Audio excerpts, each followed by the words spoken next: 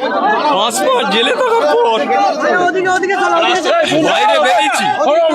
আমি অসুস্থ আছি, সুস্থ হলে প্রেসের লোকেদের নিয়ে ডেকে ভাঙড়ের সার্বিক পরিস্থিতি নিয়ে আমি কথা বলবো।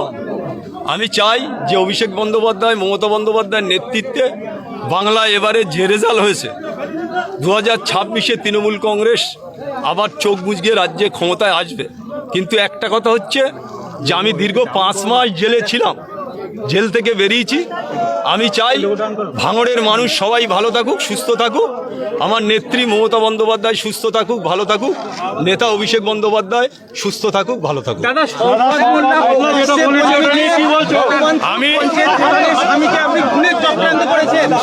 আমি শুনুন, এখানে যেদিন এই খবরটা বার হয় সেদিন ঝড় বৃষ্টি ছিল, মিডিয়ায় কোনো খবর দেখতে পাইনি। আমি শুনে বুঝে নিশ্চয়ই আপনাদের উত্তর দেবো কে কি বলেছে। আরাবুল ইসলামের বিরুদ্ধে বলুক আর যার বিরুদ্ধে যাই বলুক, আমি সেটা আপনাদের সাথে 1 সপ্তাহের মধ্যে সমস্ত প্রেসকে ডেকে তার উত্তর দেব।